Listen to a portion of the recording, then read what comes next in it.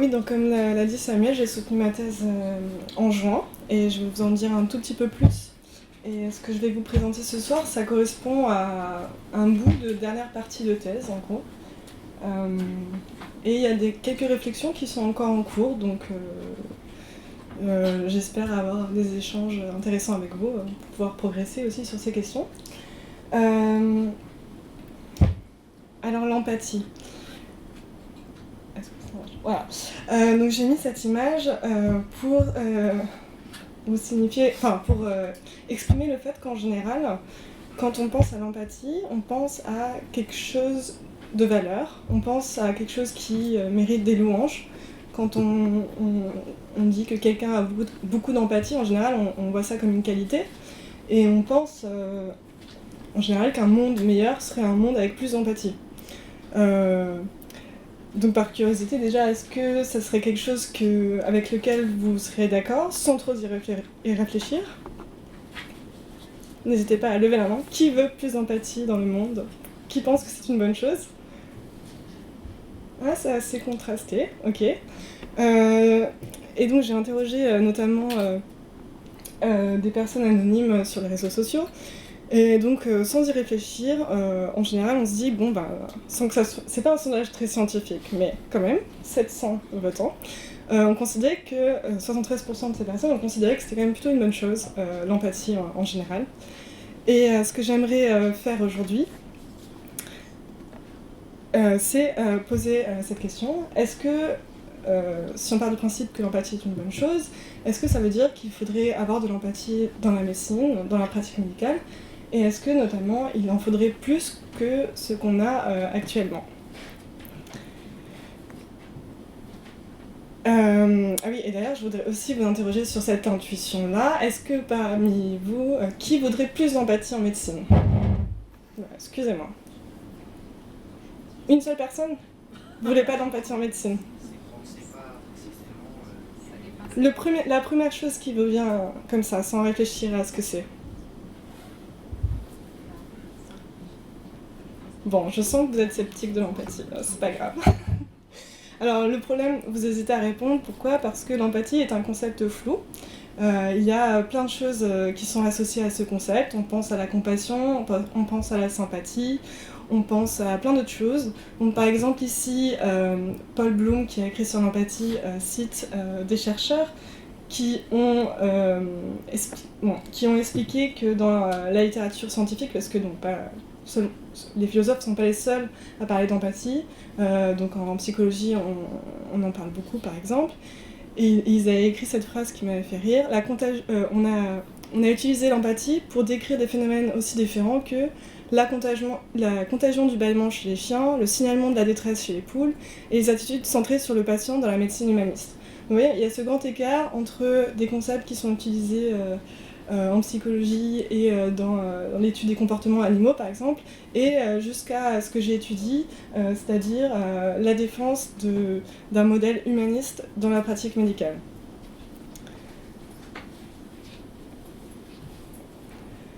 Alors je vais vous proposer des définitions et une tentative de clarification de tous ces concepts autour de l'empathie et de la compassion. Et ce que je voudrais insister avant de vous montrer ces définitions, c'est que ce sont certes des définitions qui sont assez standards dans la littérature, mais qui ne vont pas forcément correspondre à vos intuitions ou au langage ordinaire. Et donc j'aimerais que si vos intuitions ne correspondent pas, j'aimerais dire que je ne suis pas en train de défendre la thèse qu'il faut absolument avoir ces définitions, mais elles sont utiles pour clarifier les débats, les questions, et pour ne pas tomber dans des malentendus qui sont simplement sémantiques. Alors l'empathie, en général, quand on veut parler du concept même d'empathie, on va parler de ce qu'on appelle l'empathie émotionnelle.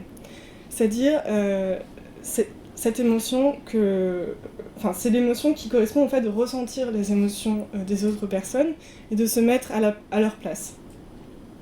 Et c'est ça, en général, qu'on attribue à une qualité morale, à une vertu, etc. Et qu'on trouve... qu'on pense être une bonne chose dans la vie de tous les jours.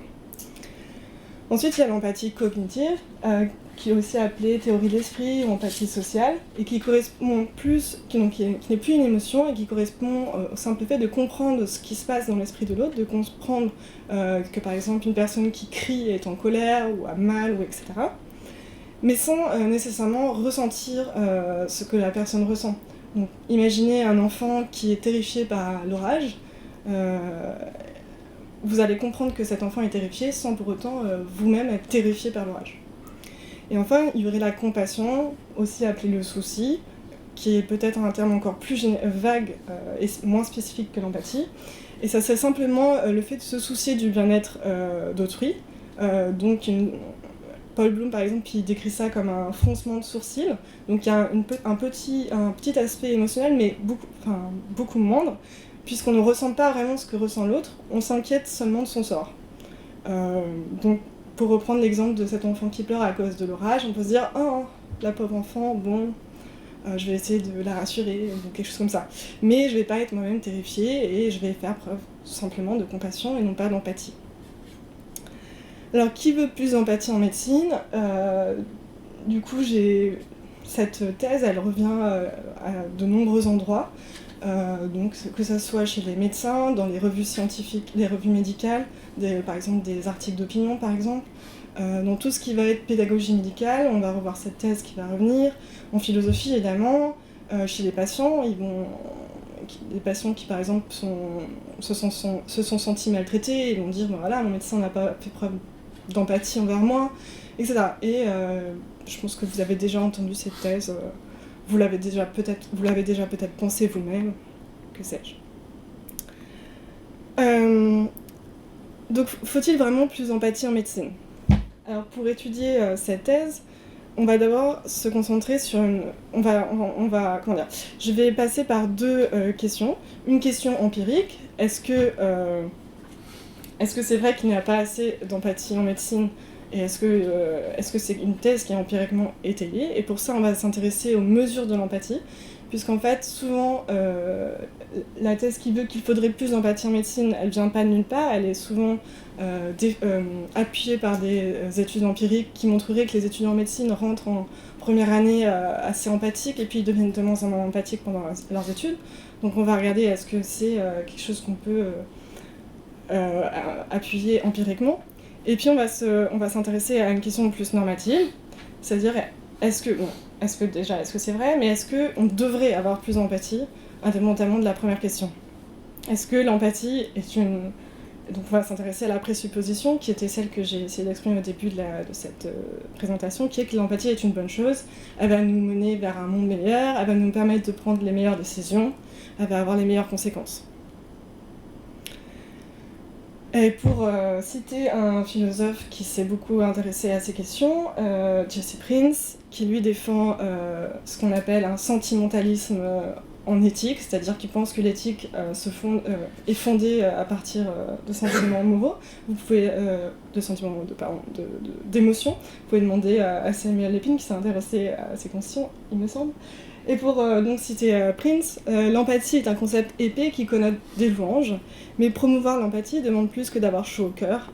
On doit donner des arguments pour justifier que l'empathie est précieuse dans le domaine moral. Et enfin, à la toute fin de cet exposé, on essaiera de voir si, du coup, ce que je vais essayer de montrer, c'est que non seulement on ne peut pas dire que les étudiants en médecine sont de moins en moins empathiques, ou en tout cas que ce n'est pas clair, et en plus, l'empathie n'est pas forcément une bonne chose, donc en fait, il ne faut pas plus d'empathie en médecine. Je vais essayer de vous comprendre de cette thèse. Est-ce que, du coup, la compassion est préférable ? Et on va se demander pourquoi, quelle est la différence, etc. Alors, quel est le lien avec ma thèse, notamment, et mes autres travaux ? Donc, dans ma thèse, j'ai étudié ce que j'ai appelé donc, ce mouvement humaniste en médecine, ce mouvement vers plus d'humanisme médical, à partir de deux approches différentes. Une approche philosophique, la phénoménologie de la médecine, et une approche globalement littéraire, la médecine narrative. Et donc, ces deux approches défendent l'empathie sous divers termes et sous divers sens pour la pratique médicale. Et donc j'ai étudié ces deux approches et je les ai critiquées. Et notamment, ce que j'essaye de montrer dans ma thèse, c'est qu'on s'est trop concentré... Enfin, que l'humanisme médical actuel est trop focalisé sur les individus, la relation patient-médecin, leurs émotions, etc. Et on perd de vue des questions plus importantes qui sont liées au système de santé, à l'accès aux soins et à la justice. Donc j'ai essayé de déplacer cette discussion qui me semblait trop individualiste ou subjectiviste. Mais dans ma thèse, donc je défends quand même une approche que je définis comme compassionnelle, mais cette approche n'est pas incompatible avec une approche qui met en avant des questions générales sur les systèmes de santé et la justice. Et je vais vous expliquer ça après. Donc vraiment, une thèse empirique. Évidemment, moi je suis philosophe, je ne peux pas trancher une question empirique, ça serait absurde, mais ce que je peux faire, c'est vous emmener voir comment on fait ces études empiriques de mesure, et qu'est-ce qu'on peut en dire au niveau méthodologique et au niveau conceptuel, et quels sont les impacts de ces questions sur l'importance et la pertinence en fait de ces résultats empiriques. Donc il est souvent dit, c'est vraiment quelque chose que j'ai rencontré, enfin, des médecins me l'ont dit, les étudiants en médecine me l'ont dit, c'est quelque chose qui semble assez, une croyance qui semble assez partagée. Et effectivement, il y a beaucoup d'études à ce sujet. Il n'y aurait pas assez d'empathie en médecine. Donc par exemple, Rita Sharon l'écrit en 2006. Ce qui manque à la médecine aujourd'hui, et donc elle cite l'empathie. Ou Avi Carel, dont je vais reparler après, qui est une philosophe, qui écrit que si je devais nommer l'émotion humaine qui manque le plus, ce serait l'empathie. Et le manque d'empathie est ce qui fait le plus souffrir. Donc il y a deux thèses. L'une qui est qu'il y a un déclin de l'empathie dans les facultés de médecine, et ce déclin est un problème grave. Et là, vous avez toutes ces études, et je vous en ai cité une, dont le titre est assez frappant. Le déclin de l'empathie dans l'éducation médicale, comment arrêter ce pourrissement. Donc il y a vraiment l'idée que ce déclin est gravissime d'un point de vue moral et au niveau des conséquences qu'il peut avoir. Puisqu'il assimile donc les étudiants à l'idée qu'ils deviennent pourris, qu'ils deviennent des mauvaises personnes, en gros. Alors pourquoi mesurer l'empathie est problématique, est difficile en tout cas, parce que comme je vous l'ai dit d'entrée de jeu, et comme vous l'avez très bien senti, c'est que c'est un concept avec plein d'autres concepts autour, et du coup, comment on fait pour mesurer avec un outil, par exemple, des choses aussi floues et boueuses que tous ces concepts qui sont agrégés ensemble. Comme on n'arrive pas forcément à les distinguer, on va avoir du mal à les identifier quand on veut les mesurer. C'est pour ça que je vous ai mis cette image de règle multicolore qui fait un peu... Je vous laisse imaginer comment on pourrait mesurer quelque chose avec ces règles, ça semble un peu compliqué. Alors comment ces études sont faites et comment on mesure l'empathie en général?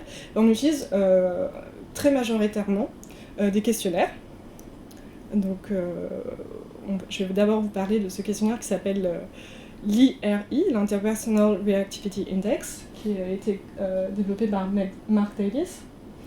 Et donc ce questionnaire il est composé de 4 parties, et dans chaque partie il va avoir des items que j'ai oublié de traduire d'ailleurs, je m'excuse, qui sont des phrases, et la personne qui répond au questionnaire doit dire si cette phrase lui correspond bien ou lui correspond pas. Et donc si cette phrase ne vous correspond pas, votre score d'empathie va baisser. Si cette phrase vous correspond bien, votre score d'empathie augmente.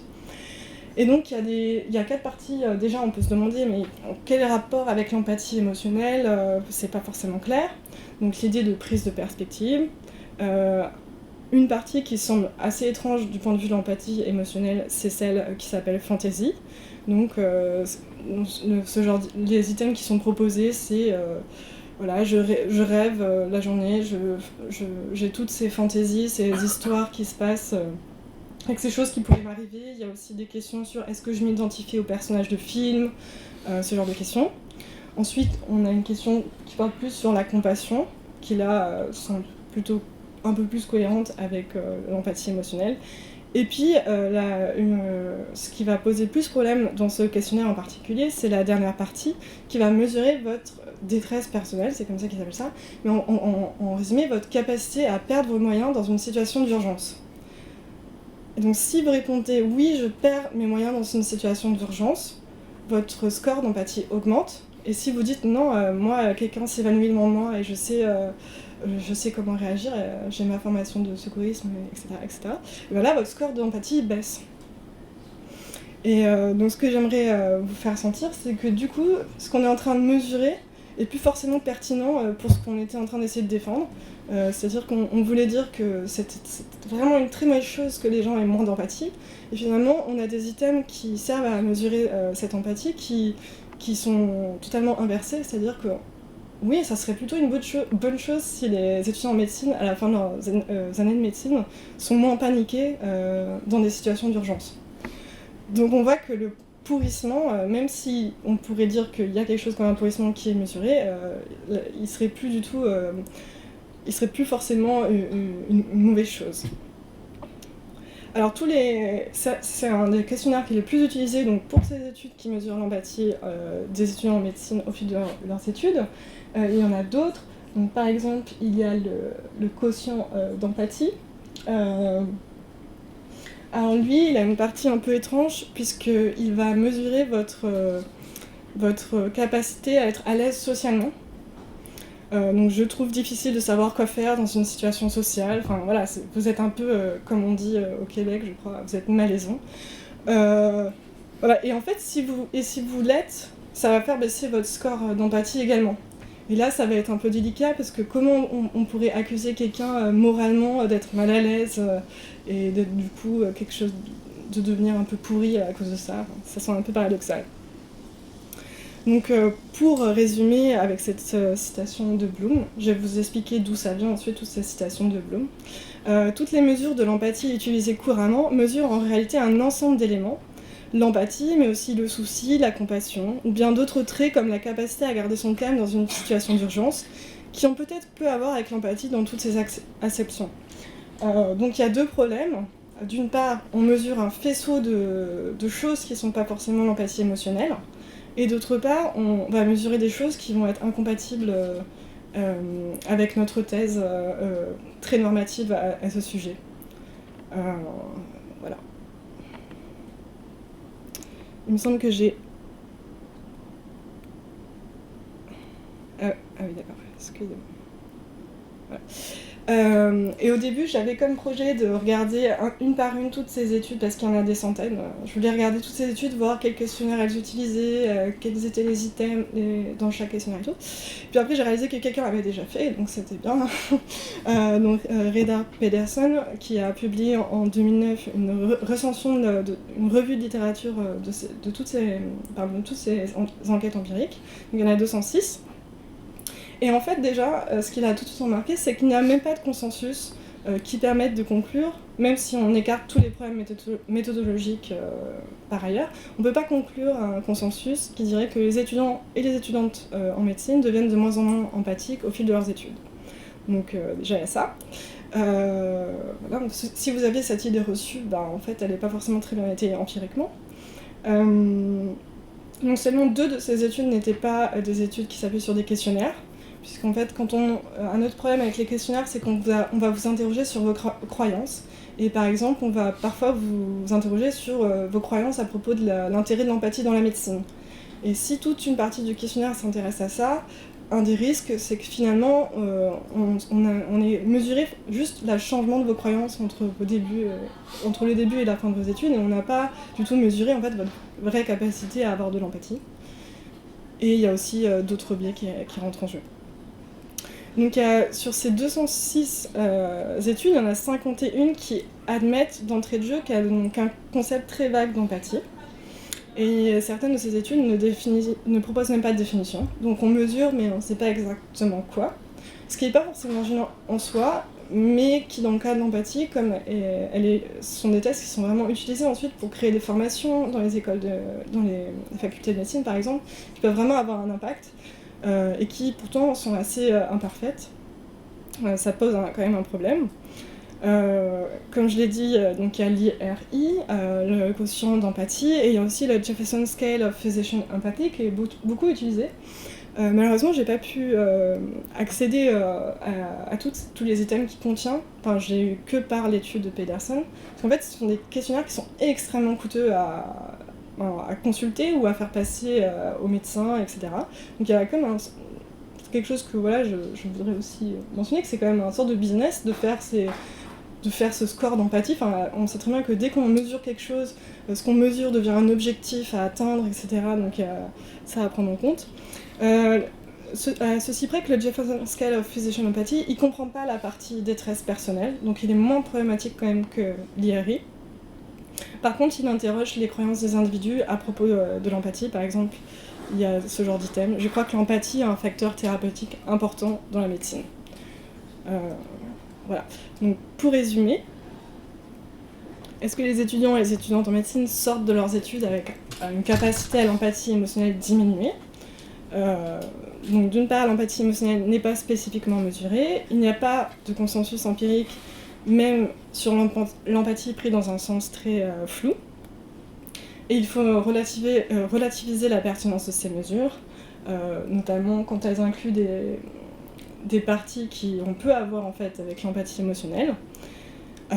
Et enfin, du coup, ça ne permet pas de se prononcer à un niveau normatif sur est-ce que cette baisse est pertinente ou pas pour la pratique médicale ou d'un point de vue moral. Voilà. Et donc, voilà. Je voulais insister qu'il faut vraiment relativiser, il n'y a pas de pourrissement quand on regarde dans les détails ces études. Alors, la présupposition qui motive ces études, donc, si vous allez les lire, donc au début d'une étude empirique, on essaie de justifier un peu pourquoi on fait cette étude, et en général, on va expliquer que l'empathie est un aspect indispensable de la pratique médicale, car l'empathie, parfois c'est même pas mentionné, mais on explique que l'empathie est quand même une bonne chose en général.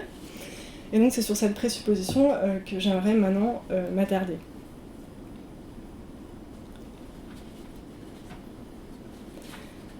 Alors pour reprendre, pour paraphraser Paul Bloom, l'un des meilleurs arguments en faveur de l'empathie est qu'elle nous rend plus aimables envers la personne avec laquelle on a de l'empathie. Et cet argument est appuyé par des recherches en laboratoire, l'expérience ordinaire quotidienne et le sens commun.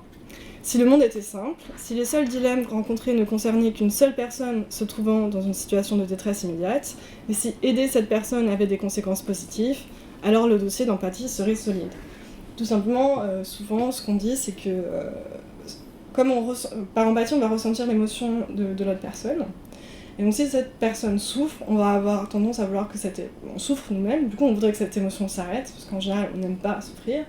Et donc, on va souhaiter aider l'autre personne. Ça, c'est quelque chose une histoire qui est souvent utilisée pour expliquer l'utilité de l'empathie en morale.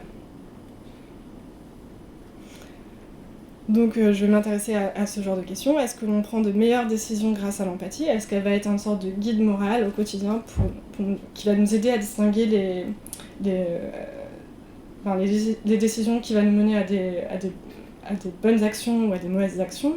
Est-ce qu'elle va nous guider vers ce bien? Est-ce qu'elle va nous protéger du mal, par exemple? Est-ce que si j'ai beaucoup d'empathie, je vais avoir tendance à faire moins de mal aux personnes qui m'entourent, par exemple? Est-ce qu'elle nous donne... Est-ce que certains écrivent que l'empathie, est-ce qu'il nous définit en tant qu'humain? Est-ce qu'il y a quelque chose par rapport à cette question de l'humanisme et de l'humanité? Voilà. Alors, une thèse qui est parfois reprise, c'est l'idée que... Donc c'est une idée qui vient surtout des patients. Donc c'est l'idée que le manque d'empathie fait souffrir les patients. Et là, je vous cite un extrait du livre de Avi Carel qui s'appelle Illness, the Cry of the Flesh, le cri de la chair. Et Avi Carel, elle est philosophe, mais elle travaille surtout sur la mort, d'un point de vue un peu philosophie antique, etc. Et elle est tombée gravement malade, et elle s'est intéressée du coup à ces questions de philosophie de la médecine et de philosophie de la maladie, etc. Et elle a développé une approche phénoménologique de la maladie et de la médecine. Donc c'est un livre qui est à la fois philosophique et autobiographique, puisqu'elle revient beaucoup sur son expérience, puisqu'elle a une maladie assez grave. Et dans ce livre, elle reprend plusieurs anecdotes, et elle donne cet exemple. Elle est allée faire ses examens qui malheureusement sont très mauvais, et donc je vais vous le lire. 1. Explique l'infirmière, sans aucune trace d'émotion dans sa voix. Elle se tient là, comme une pierre, et n'exprime qu'une vague impatience. Maintenant, je pleure, et je ne peux pas faire les autres tests. Je ruine sa journée, et je la retarde dans son programme du jour. Je me reprends. Je lui demande un verre d'eau. Une main boudeuse me présente un gobelet en papier qui déborde. Elle ne me regarde pas et ne dit rien, je suis seule. Dans ce monde, on me tient rigueur de mon échec en tant qu'être humain, alors que son propre échec à être humaine n'a pas de nom. Je ne me suis plus rendue seule à un test de respiration. Donc évidemment, il ne s'agit pas de nier... Je suis vraiment désolée pour ces bruits de soufflement. Je vais essayer de parler plus loin. Oui, il ne s'agit pas de nier la souffrance de Abby Carrel, il ne s'agit pas de nier ça. On peut se demander qu'est-ce qui fait souffrir dans l'attitude de l'infirmière. Bon, il y a peut-être déjà... donc il est clair qu'elle n'a pas... Enfin, on ne peut pas en fait savoir si l'infirmière... Parce que c'est ça que j'aimerais vous expliquer. On ne peut pas vraiment savoir si l'infirmière avait de l'empathie ou pas pour Abby Carrel. Elle a clairement été peu avenante. Elle n'a pas proposé de mots de réconfort. Elle n'a pas fait preuve de compassion. En tout cas, elle ne l'a pas exprimé. Donc ça, c'est sûr. En plus, elle semble boudeuse, impatiente, etc. Donc déjà, elle semble assez désagréable. Donc déjà, on pourrait dire que finalement c'est ça qui a fait souffrir Abby Carrel, c'est pas finalement le manque d'empathie en soi. Voilà, ce que je voudrais revenir, c'est juste qu'on ne sait pas en fait qu'est-ce qui peut faire souffrir là, au sens où on ne peut pas savoir ce que ressentent forcément les autres. Et donc il faut distinguer d'un côté avoir de la compassion, avoir de l'empathie, et de l'expression ensuite de l'empathie ou de la compassion. On peut se demander, par exemple, on peut imaginer des scénarios et se dire est-ce que dans un scénario similaire, si la personne n'avait aucune empathie pour Abby Carrel ou quelqu'un d'autre, mais avait dit des choses comme des mots de réconfort, des choses qu'on dit dans ces situations-là. Par exemple, il y a même je sais qu'il y a des médecins ont mis en place une application sur un téléphone et on peut regarder les meilleurs mots de réconfort, les meilleures phrases à dire pour parler aux gens. Donc on peut imaginer que cette personne utilise très bien cette application, mais en fait n'a aucune émotion, est dépourvue en fait d'empathie. Et on pourrait se dire, mais est-ce que ça va me faire souffrir ou pas, en présupposant qu'on n'arrive pas, on ne sait pas que, disons que j'arrive pas à voir le fait que mon interlocutrice est en train de me mentir finalement. En fait, on n'arrive pas à distinguer du coup, puisque c'est l'expression qui compte, et c'est l'absence de mots de réconfort qui fait souffrir plus que le fait que l'infirmière, elle, souffre réellement avec moi, finalement. Même si je pense que certains défendraient l'idée que ce qui fait souffrir, c'est le fait que l'autre personne ne souffre pas avec moi-même. Voilà. Ça, c'est pas forcément des questions auxquelles j'ai des réponses. Vous pouvez vous interroger. Est-ce que vous voudriez que l'autre souffre avec vous ? Est-ce que vous voulez seulement des mots de réconfort ? Voilà, je vous laisse avec cette interrogation.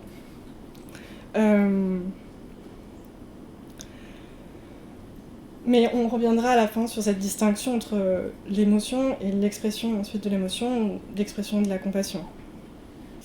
Voilà.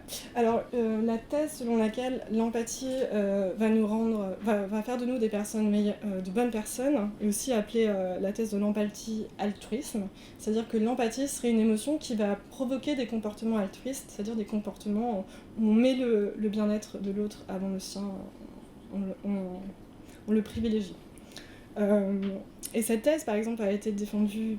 Bon, je ne mentionne pas certains philosophes, je m'intéressais surtout sont des psychologues, donc par exemple Batson et ses collègues. Et ce qui est intéressant, c'est qu'ils vont défendre vraiment cette thèse, ils vont l'appeler empathie-altruisme, mais ils vont noter que ce sont des comportements altruistes qui ne sont pas forcément moraux. C'est-à-dire qu'ils ne vont pas forcément mener à des décisions qui sont les plus justes, les plus morales. Et ils ont mené une expérience pour essayer, qui a montré ça, qui est l'expérience de Chérie. Donc Chérie, c'est une petite fille qui est très malade. Donc une petite fille fictive, très malade, qui est dans un programme et dans une liste d'attente pour attendre des traitements pour sa maladie. Et on va prendre deux groupes de personnes et on va donner des instructions différentes à ces deux groupes de personnes. Dans le premier cas, on va leur dire, vous allez voir cette vidéo de Chéri qui va vous expliquer tous ses problèmes, sa maladie, ses peurs, etc. Et vous allez essayer de vous mettre à sa place, vraiment, vous allez essayer de ressentir ce qu'elle ressent, les peurs, tout ce qu'elle peut ressentir. Donc, autrement dit, vous allez essayer d'avoir de l'empathie émotionnelle pour Chéri. Et dans l'autre groupe, au contraire, on dit aux gens, voilà, essayez de rester à distance, n'essayez pas de ressentir ce que ressent cet enfant. Voilà, regardez cette vidéo en essayant de ne ressentir aucune empathie. Et ensuite, on demande, maintenant que vous avez vu ces vidéos, on vous propose de monter Chéri dans la liste d'attente où elle est, tout en sachant que si vous faites ça, vous allez bien sûr porter préjudice à d'autres enfants qui étaient avant elle, et on insiste bien ça auprès des deux groupes. On leur dit, voilà, votre décision aura un impact sur d'autres enfants. Mais on leur en dit pas plus sur les autres enfants qui restent... on leur dit pas qui ils sont. Et là, sans trop d'étonnement, finalement, les personnes qui ont éprouvé beaucoup d'empathie pour Chéri, se sont efforcés d'avoir cette empathie, vont avoir tendance, vont être plus nombreux à monter Chéri dans la liste et donc à prendre une décision injuste du point de vue des autres enfants qui ont été finalement oubliés. Donc c'est quelque chose qui est relevé par beaucoup d'autres auteurs, c'est que quand on se concentre sur une seule victime, on va avoir tendance à avoir plus d'empathie que lorsqu'il y en a plusieurs. Et pensez à une salle d'attente d'hôpital ou aux urgences, etc. Vous allez avoir plein de gens, vous n'allez pas forcément avoir une personne.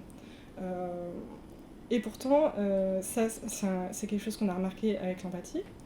Et ce qui fait dire à plusieurs auteurs que l'empathie est comme un spot lumineux, un peu comme ce que j'ai en face de moi. C'est qu'il met...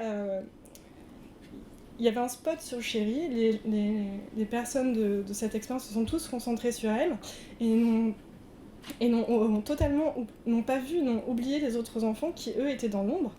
Et donc, c'est un biais qui va permettre, certes, d'avoir des actions en faveur de Chéri, en faveur des personnes qu'on vise par le spot, mais qui vont avoir des actions, du coup, en défaveur avec des autres personnes. Voilà, et je pense que vous avez compris les biais possibles en termes de justice que ça peut avoir. Donc je vous ai encore cité Bloom. Cette métaphore, donc, elle est plutôt utile pour montrer que l'empathie a des effets sur nos comportements et nos décisions, mais elle montre aussi l'une de ses faiblesses, c'est qu'un spot lumineux se concentre sur un espace pour l'illuminer, mais laisse le reste dans la pénombre. L'objet de son attention est restreint. Et donc la direction du spot est biaisée. Et donc c'est pas le seul type de biais dont souffre l'empathie. En général, on va avoir plus d'empathie pour les personnes qui sont proches de nous, y compris affectueusement, mais aussi géographiquement. Il va y avoir un biais de proximité, un biais de ressemblance. Les gens qui nous ressemblent le plus, on va avoir plus d'empathie envers eux que d'autres personnes qui sont différentes. Donc pensez à tout les conséquences que ça peut avoir en termes de racisme, par exemple. Il y a aussi cet effet qui s'appelle the identifiable... je sais plus dans quel angle je parle. Bref, un effet au niveau de l'identification d'une victime. Voilà. Et plus généralement, en médecine, on pourrait imaginer tout un ensemble de biais qui pourraient, qui seraient associés à l'empathie et qui nous mèneraient dans des décisions médicales ou des comportements en tant que médecin qui ne seraient pas forcément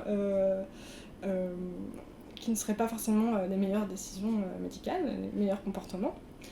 Par exemple, Jodie Alpern, qui a écrit tout un livre, donc qui est...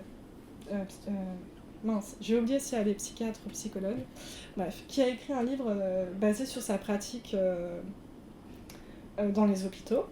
Et elle a écrit tout un livre sur l'empathie, mais elle a une autre définition. Mais dans tout son livre de 2001, elle revient sur un exemple qui l'a beaucoup frappée. Donc elle devait voir cette patiente qui était dans un état gravissime, qui avait été amputée de plusieurs membres, qui est donc très déprimée, qui voulait mourir. Et là, par empathie, Jodie Alpern, qui était débutante dans sa pratique, elle s'est sentie envahie par par la souffrance de l'autre personne. Et elle était finalement d'accord avec le souhait de mort de cette personne. Elle s'est dit, ah oui, si j'étais à sa place, finalement, moi aussi, je crois que j'aurais plus envie de vivre. Et donc finalement, elle n'a pas su l'aider. Donc elle a identifié ce moment dans sa carrière comme un moment où elle avait fait une erreur, entre guillemets. Mais ensuite, elle défend l'idée que si on rajoute de l'empathie cognitive, etc., on va réussir, grâce à l'empathie émotionnelle, à prendre une bonne décision. Mais vous voyez qu'initialement, sa réaction émotionnelle l'a biaisée vers une décision médicale qui était de ne pas traiter la patiente pour dépression ou quelque chose comme ça. J'ai oublié le début de ma phrase, donc je peux pas la finir, je suis désolée. Voilà.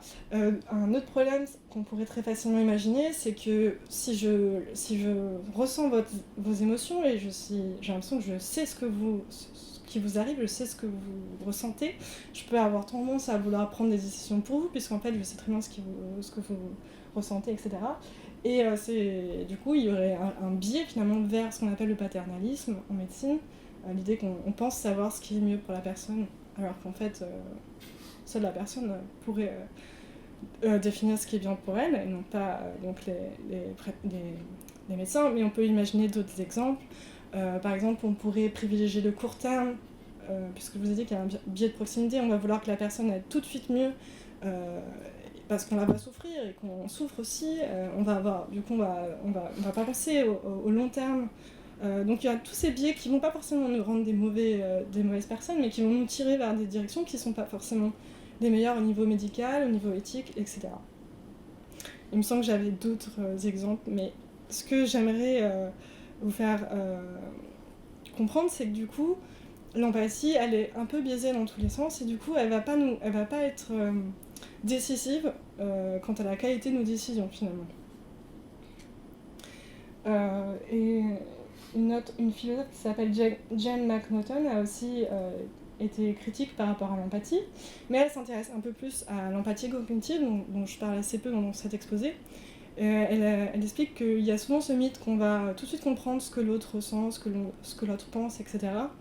Et que ça se fait, qu'on se trompe pas, etc. Et elle pense que c'est assez dangereux, justement pour des problèmes liés au paternalisme, de présupposer que c'est facile et magique en fait de comprendre ce que l'autre ressent.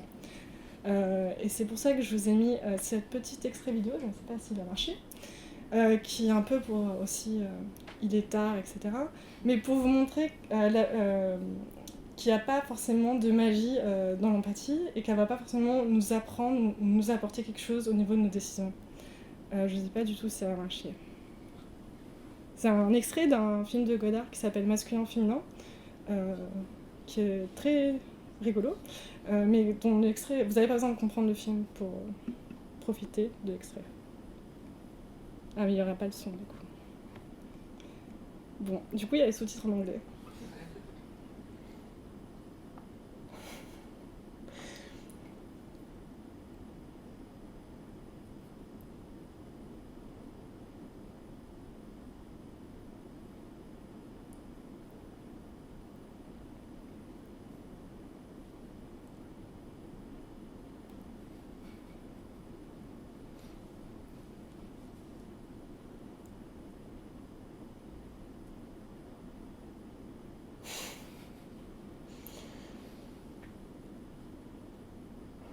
Bon, j'aurais voulu que vous entendiez les voix parce que c'est vraiment très drôle. Mais en gros, ce qu'il essaie de faire, c'est qu'il limite l'autre personne, il se met à sa place et il réalise qu'en fait, ça lui permet pas du tout de comprendre à quoi pense l'autre personne finalement. Voilà, c'était pour vous faire. Pour le coup, là, il n'y a pas vraiment de biais puisque ça lui apporte absolument rien. Mais dans le cas de l'empathie, comme je dis, il y a beaucoup de biais. Donc l'empathie est biaisée, donc c'est déjà pas bien, enfin je veux dire c'est déjà problématique, et malheureusement ce n'est pas tout, il va y avoir d'autres problèmes associés à l'empathie, là vous êtes en train de vous dire mais il n'y a vraiment rien qui va.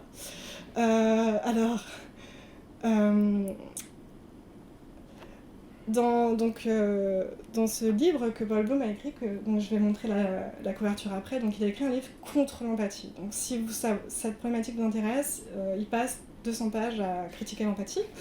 Mais il cite Baron Cohen, dont on a parlé précédemment, et il fait le portrait d'une psychothérapeute empathique, Anna, qui fait aussi penser beaucoup à la description de Jody Halpern de sa propre pratique, et sont des descriptions de praticiens en fait un peu parfaits, qui sont parfaitement empathiques, etc. Et qui sont pas si caricaturales quand on regarde les écrits sur l'humanisme en médecine, la médecine narrative, la phénoménologie de la médecine. Il y a vraiment parfois l'espoir, on veut vraiment que les médecins soient comme ça. Et donc cette description, je vais vous la lire. La première chose que Anna vous demande quand vous entrez dans son cabinet, c'est comment allez-vous, mais ce n'est pas une platitude superficielle et mécanique, elle a un besoin irrépressible de faire preuve d'empathie. Donc la description est très longue, mais en gros, ce qu'on peut retenir, c'est ce concept d'empathie irrépressible. C'est un concept que les psychologues ont étudié. C'est l'idée que non seulement on a beaucoup d'empathie, mais on ne peut pas vraiment s'empêcher. Donc dans la vie de tous les jours, on est tout le temps en train de ressentir tout le temps les émotions des autres. Et là, je pense que vous avez déjà senti la façon dont je l'ai dit, que ça peut être du coup quelque chose qui peut être extrêmement épuisant au niveau psychologique, émotionnel et même physique, de sans cesse ressentir les émotions des autres. Et on peut se demander du coup est-ce que c'est vraiment raisonnable de faire cette demande sur des professionnels de santé, de faire ce travail émotionnel très, très intense. Et je pense que là, le choix du prénom, Anna, n'est pas du tout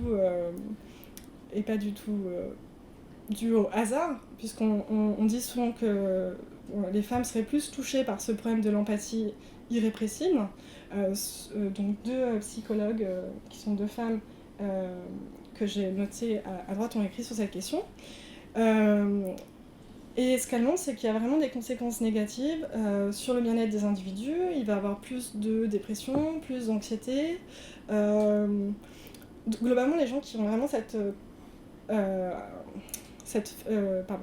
qui ont vraiment cette capacité...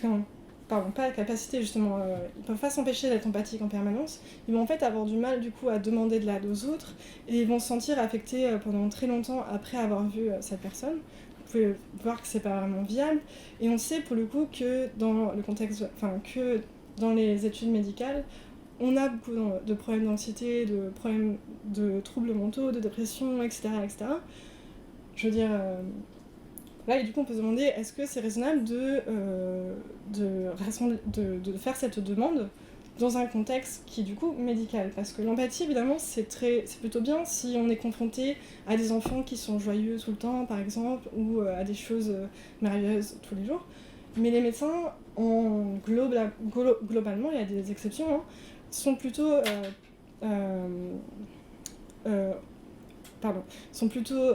en face de situations difficiles, et donc d'émotions difficiles et plutôt négatives. Et donc dans ce contexte, cette empathie irrépressible va être problématique. Et donc finalement, il n'y a plus rien qui va avec l'empathie.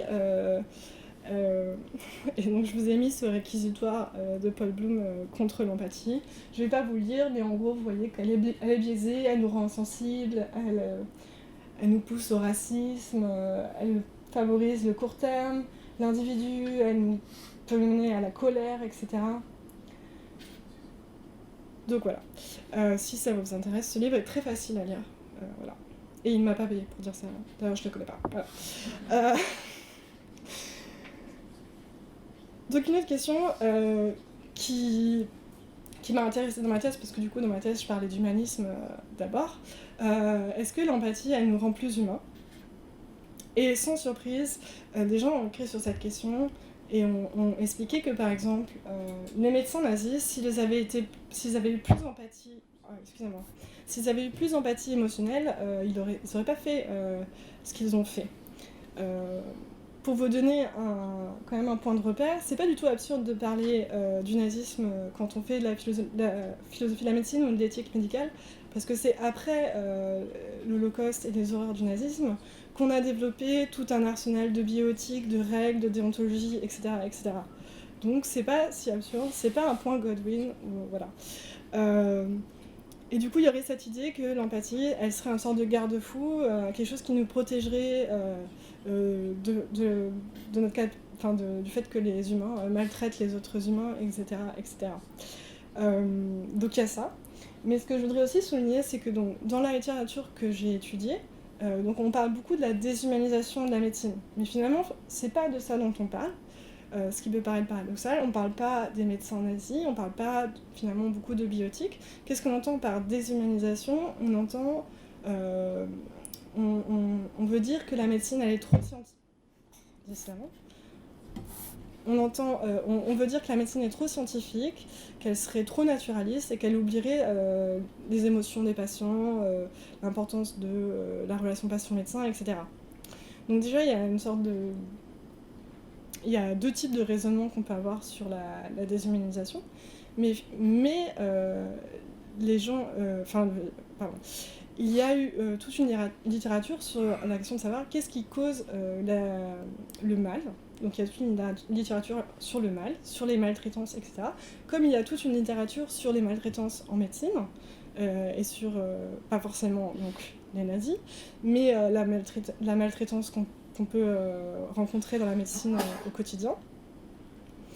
Et il y a eu ce même type de réflexion en général. Qu'est-ce qui cause le mal en général ? Et une des thèses, c'est que le mal est causé par la déshumanisation. Donc par exemple, je ne sais pas si vous avez vu cet épisode de Black Mirror. C'était pas la dernière saison, c'est l'avant-dernière, il me semble. Et donc le personnage principal, il est militaire et il tue en fait des sortes d'insectes humanoïdes horribles. Et donc il tue ces trucs qui sont affreux, qui sont très violents, etc. etc. Et au cours de l'épisode, il découvre qu'il a un implant dans le cerveau. Et il découvre qu'en fait l'implant modifie sa perception en faisant voir des insectes ou je sais plus quel monstre, alors qu'en fait c'était des pauvres gens qui disaient s'il vous plaît, me tuez pas, etc. Et donc ça paraît, du coup l'idée de base est assez simple, c'est parce qu'il ne les voyait plus comme des humains, qu'il les a maltraités et qu'il les a tués. Et ça c'est une thèse qui revient beaucoup dans la littérature sur, sur le mal, l'idée que c'est parce qu'on ne voit plus les hommes et les femmes comme des êtres humains qu'on va les maltraiter. Et en fait, je voulais juste vous signaler, là j'ai pas vraiment d'arguments ou de points à faire, mais c'est juste parce que je trouve que c'est une question vraiment intéressante. Il y a il y a deux types de thèses sur ces questions, et certains auteurs ne pensent pas que que le mal en général est causé par cette déshumanisation, et au contraire, ils pensent que c'est encore pire. C'est parce qu'on voit les autres comme des humains, comme des hommes, ou comme des femmes. Par exemple, Kate Manne a écrit un livre où elle a un argument comme ça un peu similaire. C'est bien parce qu'on pense qu'ils sont comme nous qu'on va les maltraiter, ce qui est en fait finalement pire. Mais le lien avec l'empathie, c'est que généralement on pense que l'empathie, comme elle va nous faire ressentir ce que l'autre ressent, va être une barrière contre la déshumanisation. Donc pas la déshumanisation au sens de la science ou du naturalisme, mais au sens, on voit comme des animaux, on voit comme des objets. L'empathie, elle permettrait de combattre ça. Or, si on considère que finalement, tout ce qui est maltraitance et mal en général n'est pas causé par la déshumanisation, du coup, l'empathie ne va plus être un outil qui va nous permettre d'être cet ultime garde-fou contre les maltraitances.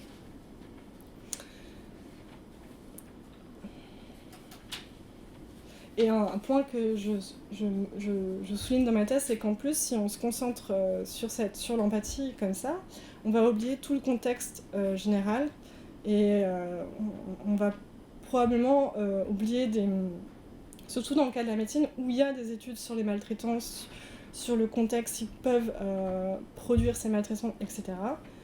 On s'enlève en fait une corde à notre arc pour combattre ces maltraitances. Bon. Et la compassion dans tout ça. Donc pour rappel, la compassion, c'est le simple fait de se soucier du bien-être d'autrui, sans pour autant ressentir ses émotions.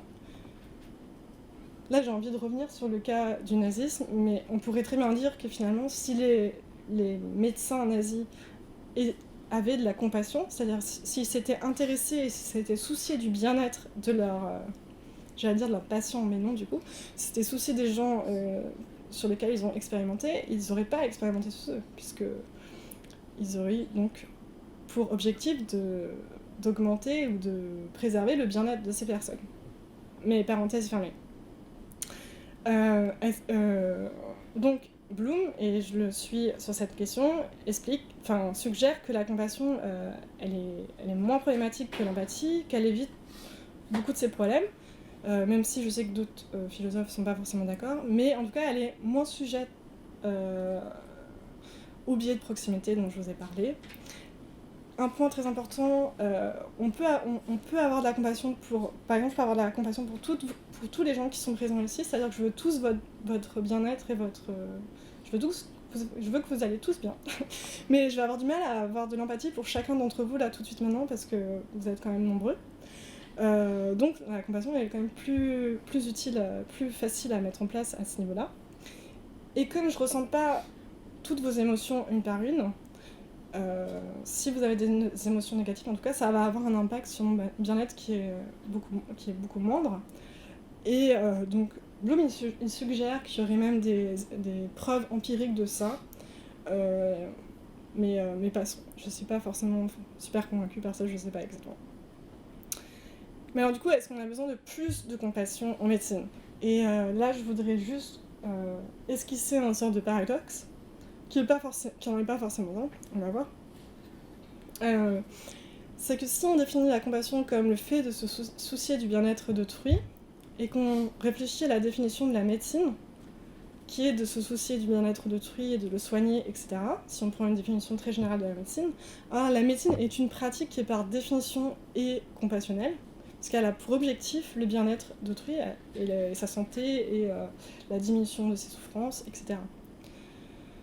Du coup, il y aurait un paradoxe, puisqu'on ne pourrait pas demander plus de compassion, puisqu'on serait déjà dans une situation de compassion, sachant que là, on a un concept assez minimal de compassion et qu'on parle en général. À ce sujet, je vous conseille l'article de Martha Spandic qui s'appelle « Humanité et maltraitance ordinaire ». Elle s'est intéressée à plein de lettres, de plaintes de patients dans un hôpital. Et ce qu'elle a remarqué, c'est que souvent les plaintes sont très très fortes, mais concernent des choses qui sont très ordinaires. Et elle se demande du coup, donc ce sont des maltraitances, les gens ont mal vécu toutes ces occasions-là, etc. Mais finalement, de l'autre côté, chez les médecins par exemple, ou les infirmiers, etc., il n'y avait pas forcément d'actions mauvaises en soi, c'est juste qu'ils étaient un peu brusques, qu'ils n'ont pas exprimé de compassion de façon très explicite, ils ont été mal à l'aise, ce genre de choses. Et elle se demande du coup ce qu'elle appelle le paradoxe de la bientraitance, c'est-à-dire comment on peut forcer les gens ou leur dire vous devez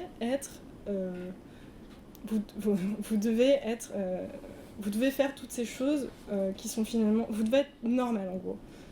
Donc c'est ça qu'elle écrit, c'est-à-dire que si on attend que toute personne soit plutôt compatissante, sympa, etc., comment on érige en exigence morale ce sorte de comportement un peu ordinaire. Et là, je vous renvoie à ce que je disais tout à l'heure sur ces questionnaires qui, par exemple, mesuraient le fait d'être à l'aise socialement. Comment on peut exiger à un niveau moral à quelqu'un d'être à l'aise être à l'aise socialement. Ça peut être une exigence assez paradoxale. Voilà. Mais, et ça c'est des réflexions un peu plus récentes. Non, pardon, je me suis trompée, c'est la slide d'après. En gros, on pourrait aussi s'intéresser sur les conditions de possibilité, donc de la compassion, et de tout ce comportement qu'on considère comme normaux au quotidien.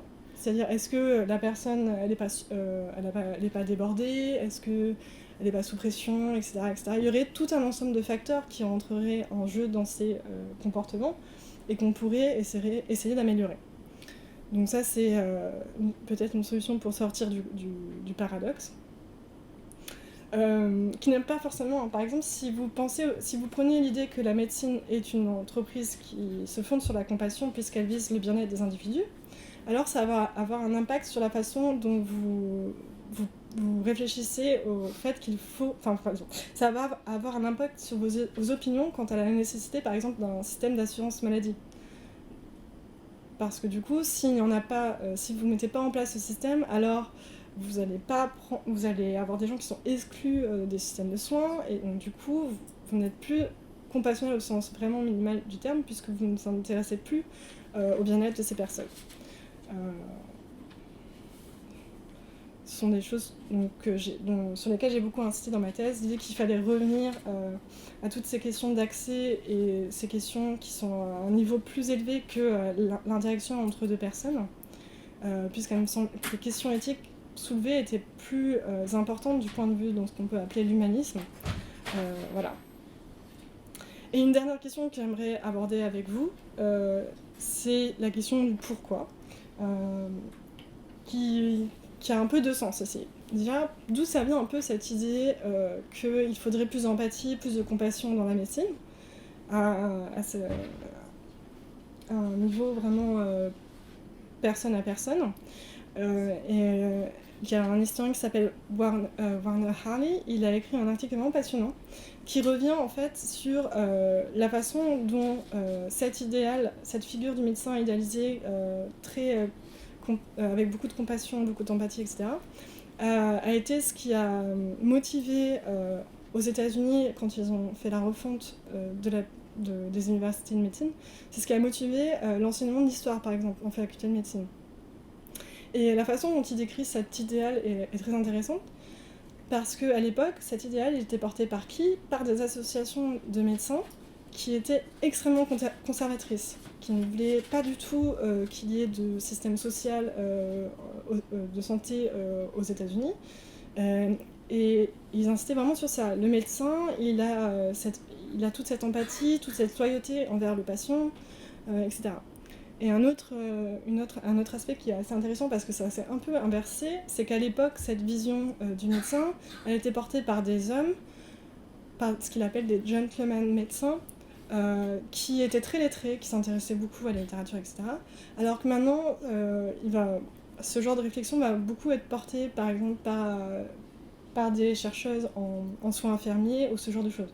Même en philosophie, je ne sais pas si vous savez, il y a moins de femmes que d'hommes dans la recherche, et pourtant toutes ces questions sont vraiment, on est beaucoup de femmes à travailler sur ces questions. Ça, c'est un peu anecdotique. Et enfin, pourquoi souhaitons-nous plus d'empathie en médecine ? Ça pourrait être parce qu'on voudrait que la médecine soit plus efficace, mais au niveau vraiment physiologique, au niveau médical. Et ça, par exemple, ça a été défendu par Jeremy Howick et ses collègues. Et ils ont publié en 2018 un article. En gros, ce qu'ils défendent, c'est une méta-analyse à partir d'autres études. Et ce qu'ils défendent, c'est finalement l'empathie va avoir un effet placebo sur les patients, et que donc on a besoin de cet effet pour que les patients aillent mieux. Alors je viens juste de commencer à travailler sur ces questions, mais on peut, si on regarde cette étude, juste même le titre de l'article, il y a marqué Effects of Empathic and Positive Communication. Donc vous voyez, c'est pas juste l'empathie, c'est le fait d'exprimer des choses positives, d'expliquer que ça va bien se passer, que tout va aller pour le mieux, etc. Donc c'est pas simplement l'empathie. Et ensuite, quand vous lisez l'article, il n'y a aucune définition de l'empathie ou de la compassion, ça pourrait être la même chose, on ne sait pas, etc. etc. Et si vous allez dans le détail, vous avez évidemment tous les questionnaires dont j'ai mentionné, tous les questionnaires dont j'ai parlé. Donc, est-ce qu'il faudrait relativiser également sa thèse ou la modifier en expliquant qu'on parle de l'expression et non pas l'émotion en elle-même, par exemple. Voilà. Non, je voulais poser une question. Du coup, est-ce qu'il y a des gens qui voudraient toujours plus d'empathie en médecine ? Mais n'hésitez pas. Hein. Oui, ok. Super. Une personne. Est-ce que quelqu'un a changé d'avis ? C'est peut-être plus intéressant. Est-ce que quelqu'un a changé d'avis sur ces questions ? Non, mais est-ce que vous pouvez poser la question, qui souhaiterait qu'il y ait moins d'empathie en médecine ? Oui, qui souhaiterait qu'il y ait moins d'empathie en médecine ? Une main très enthousiaste. Bon, ok. Est-ce que vous avez l'impression d'avoir un peu... est-ce que vous avez l'impression que c'est un peu plus clair toutes ces questions et que vous pourriez y réfléchir un peu plus ? Peut-être. Ok. Voilà, du coup je vais vous laisser poser des questions et je vous remercie pour votre attention.